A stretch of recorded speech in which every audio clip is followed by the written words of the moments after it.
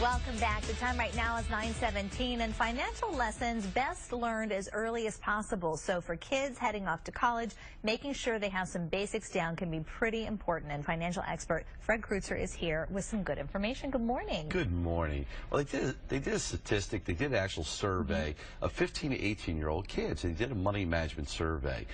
The average score was 60%, which means that they're not doing so well. So now we're heading them off to college. We got to make sure that we're doing our job as mom and dads to make sure they don't get themselves into the wrong way as far as finances. Yeah, so the first lesson is learn how to budget. Budget. You know, no difference from you and I. It starts and ends with budget.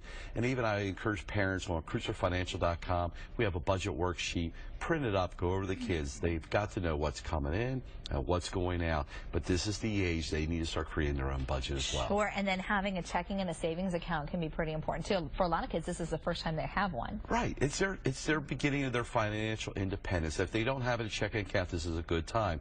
It might even behoove the parents to be one as a joint account. This way they can also co-manage that account.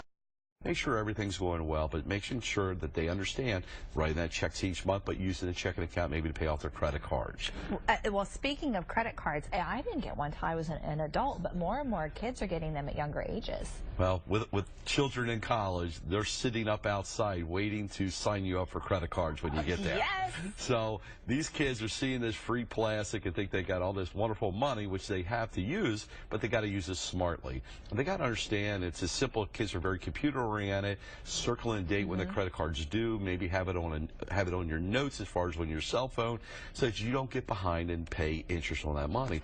But also, it begins what? It begins creating credit on your account. So as these young kids, so if you're not paying the bills on time, that young guy's coming out there not having good credit. Yeah, and so many kids have student loans. So many adults have student loans. So how do you start to learn to manage that? Well, and that's something where they got to understand. If they got student loans, we call it skin in the game. They got to understand what their expense is going to be down the road, and they can if they have a part-time job and going through college. They don't have to wait till the end. They can actually start paying that earlier, which they might want to take a peek at that and see when is the best time for me to start paying into this college loans. But we don't have to till college is over. But it is a huge expense for kids, and a lot of times it's a 10-year bill. Boy, it sure is, one that doesn't go away easily. It does not. All right, Fred, thanks for coming in this morning. Thank you. All right, good information. And please stay with us. Coming up next on 11 News, we have John Kerry and your Sunday Gardener.